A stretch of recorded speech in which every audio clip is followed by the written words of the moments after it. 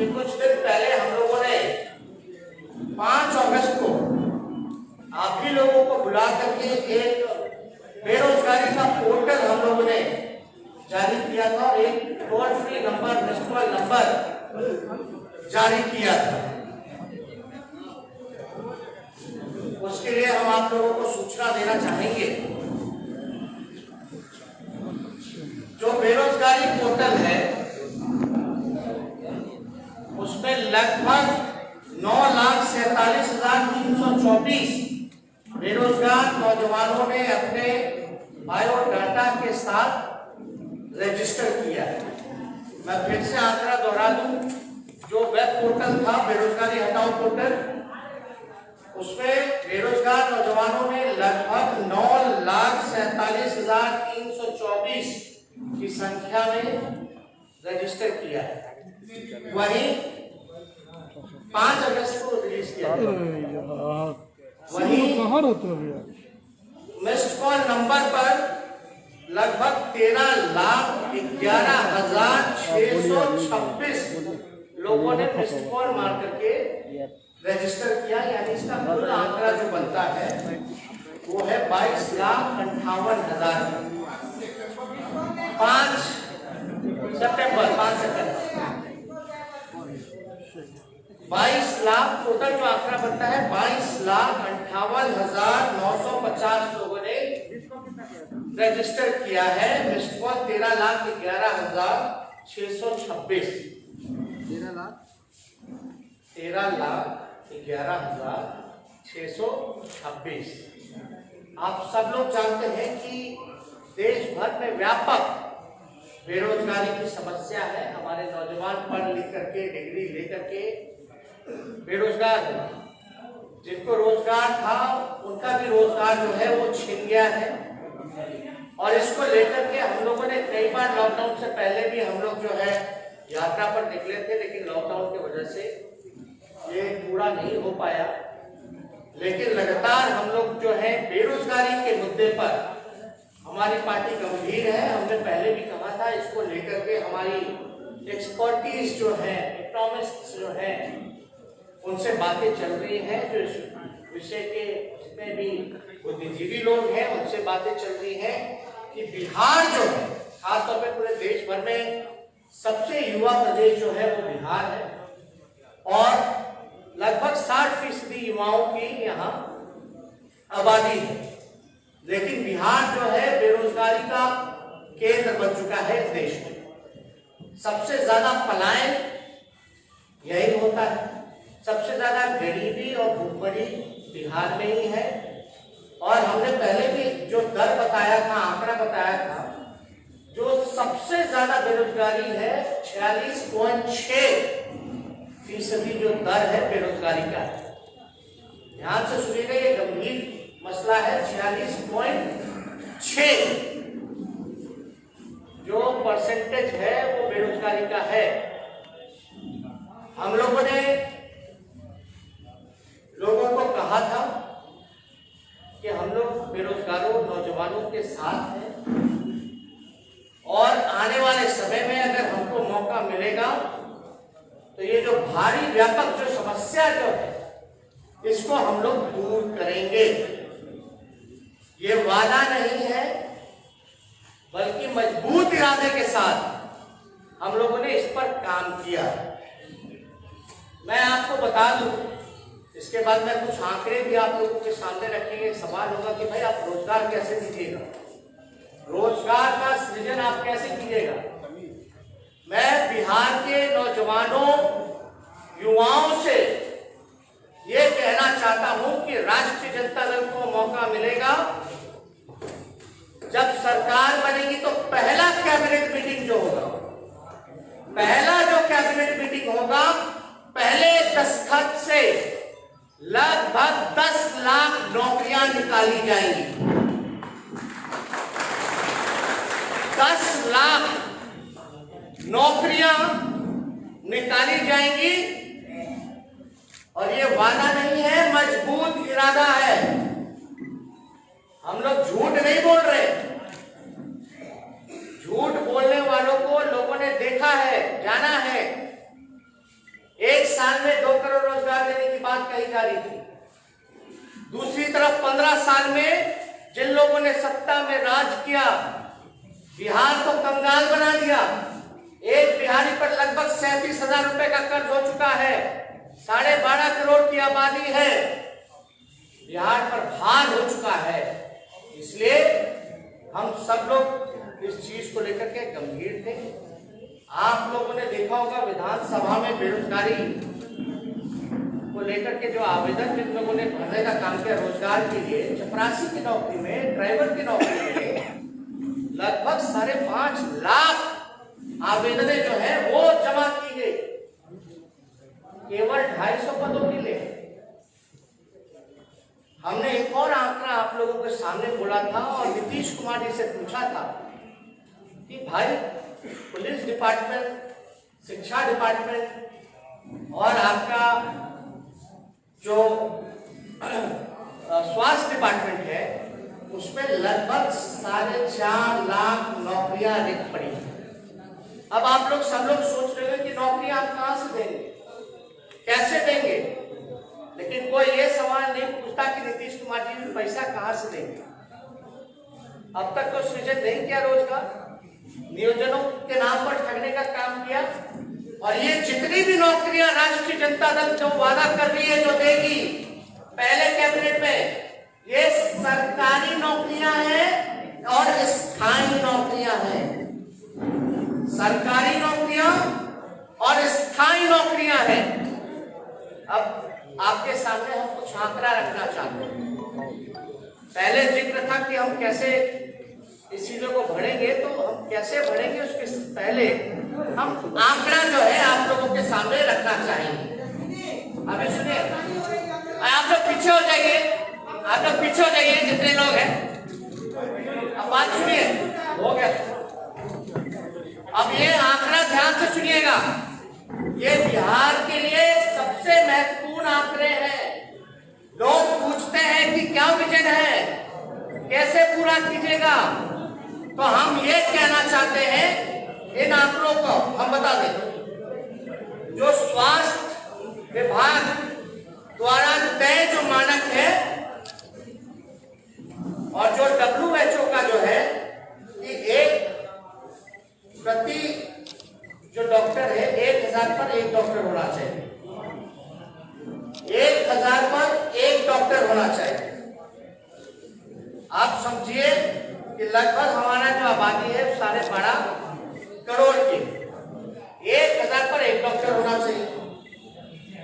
इस हिसाब से बिहार में 1,25,000 डॉक्टरों की जरूरत है। आप ध्यान से सुनिएगा, 1,25,000 डॉक्टरों की जरूरत है। उसी अनुपात में सपोर्ट स्टाफ यानी नर्स, लैब टेक्नीशियन, फार्मासिस्ट की जरूरत पड़ेगी। स्वास्थ्य विभाग में लगभग 2.5 लाख लोगों की जरूरत है, यानी स्वास्थ्य महकमे में लगभग 2.5 लाख लोगों की जरूरत है। जहां तक पुलिस की बात करें, पुलिस कर्मियों की बात करें, पुलिस डिपार्टमेंट की बात करें, तो 50,000 पुलिस कर्मियों का पद जो है वो रिक्त पड़ा है। 50,000 पुलिस कर्मियों का पद जो है वो रिक्त पड़ा है। अगर यह तब है जब बिहार में पुलिस बल की पुलिस पब्लिक का अनुपात न्यूनतम स्तर पर पहुंचा हुआ है, यानी सबसे न्यूनतम स्तर पर है पब्लिक और जो पुलिस का जो रेशियो है, तब ये 50,000 की नौकरियां जो है वो रिक्त पड़ी हुई है। अगर आप देखिएगा यहाँ प्रति 1 लाख आबादी के हिसाब से 77,000 प्रति लाख पर 77 पुलिसकर्मी, यानी 1 लाख आबादी में केवल 77 पुलिसकर्मियां ही सिर्फ हैं। 1 लाख पर 77 पुलिसकर्मी है। अगर मणिपुर छोटे राज्य की अगर हम बात करें, छोटे से राज्य की बात करें मणिपुर की, तो वहां 1 लाख पर 1,000 से भी ज्यादा पुलिसकर्मी मौजूद है। सोच लीजिए मणिपुर जैसा प्रदेश जो है, वहां 1 लाख की आबादी में 1000 से भी ज्यादा पुलिसकर्मी है, जहां हमारा बिहार 1 लाख पर 77 ही केवल जो है पुलिसकर्मी है। यानी राष्ट्रीय औसत से अगर हम लोग लेकर के चले तो लगभग दुगुना 144 प्रति 1 लाख आबादी है। यानी राष्ट्रीय औसत जो है 144 का है। यानी बिहार इतना पीछे है कि लगभग डबल है राष्ट्रीय औसत। तो हम इतने फिसड्डी हैं। ये सारे पद सबसे इंपॉर्टेंट है जो खाली है और कुछ पदे हैं जिसकी आवश्यकता है मानकों के हिसाब से। तो टोटल पुलिस का, बिहार पुलिस का जो स्ट्रेंथ है वो 1,26,000 ही है। सोचिए 12.5 करोड़ की आबादी और पुलिसकर्मी कितने, 1,26,000 है केवल। और नीतीश कुमार जी बोलते हैं कि लॉ एंड ऑर्डर को दुरुस्त कर दिए। नीतीश जी, ये हर 4 घंटे पे बलात्कार होता है, हर 5 घंटे पे हत्या होती है। हम जब 15 में थे, 18 महीने आंकड़ा निकाल लीजिए एनसीआरबी का, और आप एनडीए का आंकड़ा निकाल लीजिए 2015 के 18 महीने के बाद का, तो अपराध तो बढ़ गया। डबल इंजन की सरकार है। आप एनसीआरबी का आंकड़ा निकालिए, अपराध बढ़ने का कारण क्या है? 1 लाख में अगर 77 पुलिसकर्मी रहेगा तो आप कितनी उम्मीद लगा सकते हैं पुलिस से कि वो अपराध को कंट्रोल कर सके? तो आपको बता दें टोटल स्ट्रेंथ जो है, आप लोग पीछे हटिए, आप लोग सब लोग। तो आप लोग समझ सकते हैं कि बिहार का टोटल स्ट्रेंथ जो है 1,26,000 है। यानी सिर्फ 77,000 कार्यरत पुलिसकर्मी है, जिसमें कि 50,000 रिक्त पदे थे। तो इसलिए राष्ट्रीय औसत से लगभग जो है बिहार में 1.72 लाख पुलिसकर्मी की जरूरत है। अगर राष्ट्रीय औसत का भी लेकर के चले दुगुना, तो बिहार में 1,72,000 पुलिसकर्मी की टोटल जरूरत है। अब आइएगा शिक्षा विभाग में, तो प्राइमरी और सेकेंडरी लेवल पर 2.5 लाख से अधिक स्थायी शिक्षकों की पद जो है वो रिक्त है। जो 2.5 लाख से अधिक स्थायी शिक्षकों की पदे जो है वो रिक्त है प्राइमरी और सेकेंडरी लेवल पर। और कॉलेज और यूनिवर्सिटी स्तर पर लगभग 50,000 प्रोफेसरों की आवश्यकता है। यानी अगर बात की जाए यूनिवर्सिटी की, तो प्रोफेसरों की लगभग 50,000 हम लोगों की आवश्यकता है। राज्य में जूनियर इंजीनियरों का 66% पद जो है वो खाली है। कोई भी प्रोजेक्ट जो है समय पे नहीं होता, 8 साल 10 साल वो लग जाता है। तो जूनियर इंजीनियर जो हर प्रोजेक्ट में जिसको लगाया जाता है ड्यूटी पर, बिहार में 66% जो है वैकेंट पोस्ट है, खाली पद है 66%। पथ निर्माण, जल संसाधन, भवन निर्माण, बिजली विभाग या अन्य विभाग में लगभग 75,000, मैं आपका गिना दूं, 75,000 जूनियर इंजीनियरों की जरूरत है। इसके अलावा जितने लिपिक हैं, सहायक हैं, चपरासी हैं, ये मिलाकर के लगभग जो 2 लाख पद भरने की आवश्यकता है, जो सपोर्टिंग स्टाफ हो, जिसकी जरूरत पड़े, इनका जो है लगभग आवश्यकता 2 लाख का है।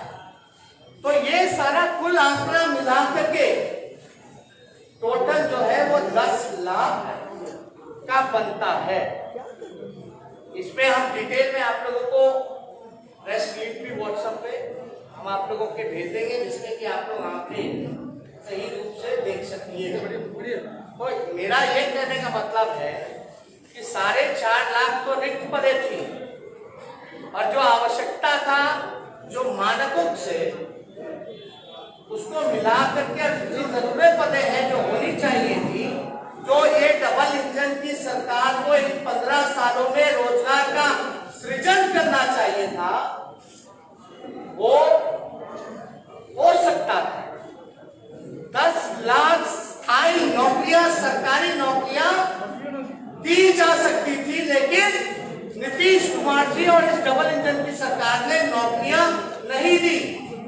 और हम आपको बता दें एक और बात, ये 10 लाख नौकरियां पहले कैबिनेट के पहले कलम से जो निकलेगा, यानी 2 महीने बाद ये सारे पदों को भरने की कवायद शुरू कर दी जाएगी। बिहार के नौजवानों को ये पदे जो हैं 2 महीने बाद ये भरने की शुरुआत कर दी जाएगी। और दूसरी महत्वपूर्ण बात है, ये केवल सरकारी सेक्टर है। जो बेरोजगार होकर के जो कृषि में काम कर रहे थे, किसान का काम कर रहे थे, अब इस बिल के बाद उनकी भी रोजी रोटी पर इन सरकार ने आफत लाने का काम किया। ये केवल सरकारी स्थायी नौकरी के बारे में हमने जिक्र की है। इसके अलावा भी जब कारखाने लगेंगे, इन्वेस्टमेंट आएगा, IT पार्क लगेगा, फूड प्रोसेसिंग यूनिट लगेगा, टूरिज्म में व्यापक सुधार होगा, पर्यटक आएंगे, रोजगार के अवसर, बिजनेस के अवसर, वो व्यापक रूप से रोजगार जो है सृजन का एक बड़ा माध्यम होगा। खेल कूद जगत सारी चीजों को अगर देखेंगे, और जितना अनऑर्गेनाइज सेक्टर है जो सरकार की गलत नीतियों के कारण उसको तबाह कर दिया गया, उन सारी चीजों का जल्दी ही हम आप लोगों के सामने ब्लूप्रिंट, विजन कि उन अनऑर्गेनाइज सेक्टर में हम कैसे काम करेंगे, वहां हम रोजगार कैसे उपलब्ध करेंगे।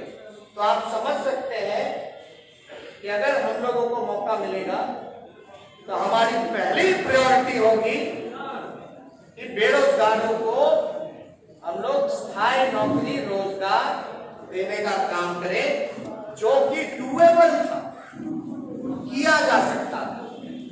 अब सवाल पूछे कि 15 साल राज करने वाले लोगों ने बिहार को बेरोजगारी का केंद्र क्यों बनाया?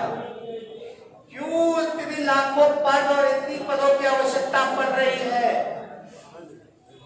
चाहे इंजीनियर्स हो, डॉक्टर्स हो, टीचर्स हो, प्रोफेसर्स हो, उनके सपोर्टिंग स्टाफ हो, नर्सेस हो, प्यून हो, चपरासी हो, हर जगह जो है व्यापक। और यहाँ BPSC का तो हाल आप लोगों ने देखा ही। कोई भी प्रक्रिया जो है 4 साल 5 साल में भी पूरी नहीं की जा सकती है। परीक्षा का जो है वो रिजल्ट नहीं आ पाता है, और जब आता है तो उसमें भी धांधली की जाती है। तो ये सारे विषयों पे हमारी सरकार जो है वो ध्यान देने का काम करेगी। जनता ने वोट बनाया है कि जितने लोगों ने इनको ठगने का काम किया है, इस बार बिहार की जनता, खासतौर पर नौजवान, ठगाएगा नहीं। और राष्ट्रीय जनता दल सभी जाति के लोगों को, सभी वर्ग के लोगों को, सभी धर्म के लोगों को इकट्ठे लेकर के चलने का काम करेगा।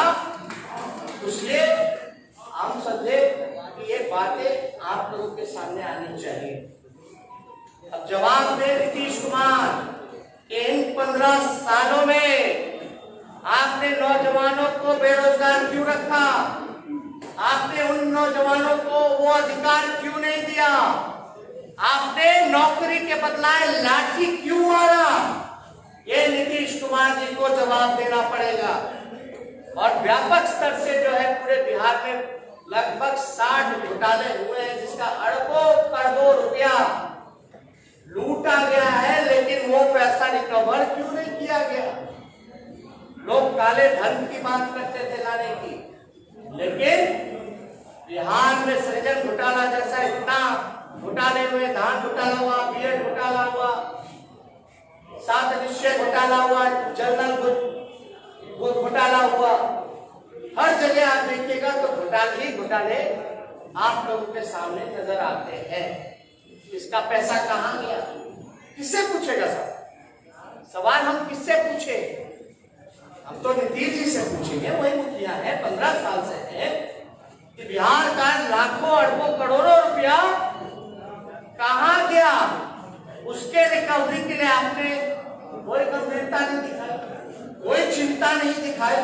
वो पैसा ना आपका था ना मेरा था, वो बिहार की 12.5 करोड़ बिहार की जनता का पैसा था, जिसको लूट मार करके आप लोगों ने बर्बाद कर देने का काम किया, खजाना की चोरी करवाने का काम किया गया, एस्टिमेट घोटाला।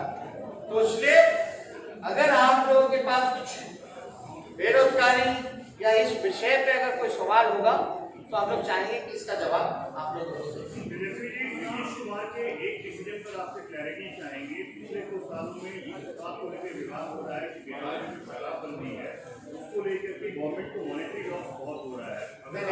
हमने पहले स्पष्ट बोल दिया, बेरोजगारी पे सवाल है तो पूछिएगा। ये सारी चीजें मैनिफेस्टो पे हम लोगों का काम चल रहा है। जल्दी विजन जो है आप लोगों के सामने रखेंगे, लेकिन ये जरूरी था।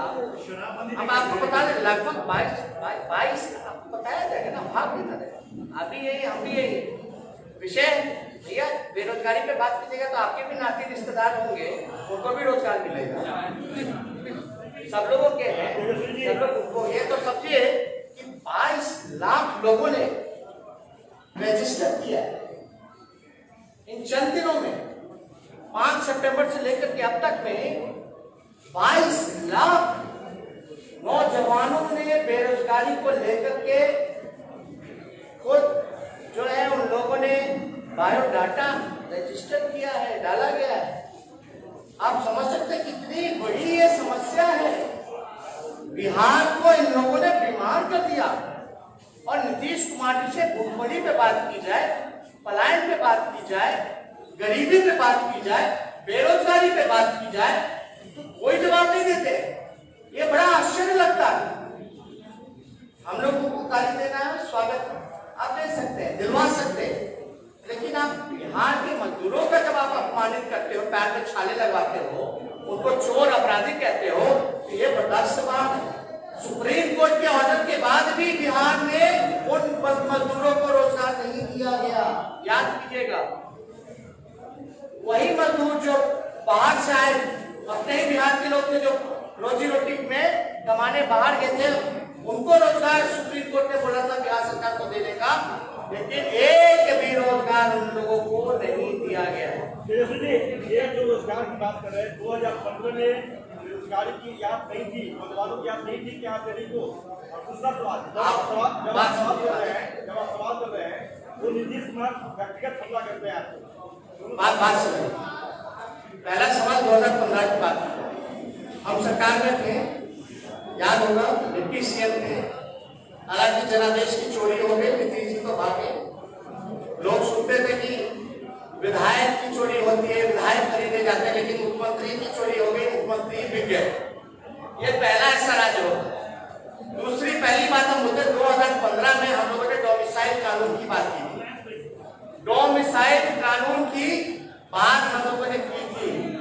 बगल का राज्य जो है की थी कि नहीं की, इसलिए की थी कि बिहार के लोगों को बिहार में ही रोजगार मिले।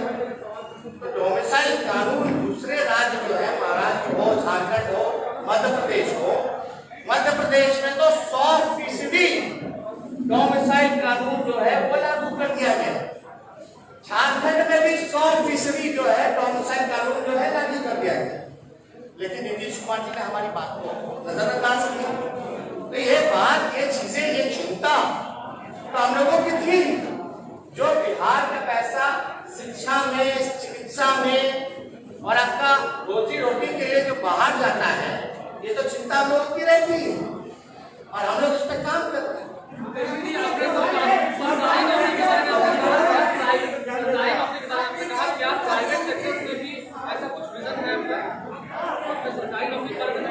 हमने तो ये बोला, ये जितनी 10 लाख नौकरियां हम देंगे वो स्थायी नौकरियां भी, वो केवल सरकारी नौकरियों के बारे में है, लेकिन इसके अलावा भी कारखाने आएंगे, उद्योग लगेगा, इन्वेस्टमेंट आएगा, टूरिज्म बढ़ेगा, फूड प्रोसेसिंग यूनिट लगेगा, आईटी पार्क लगेगा, सेल लगेगा, तो उसमें भी रोजगार जो है आप समझ सकते 10 लाख तो कम ही होगा, उससे भी ज्यादा व्यापक रूप में लोगों को अपॉर्चुनिटी हम दिलाने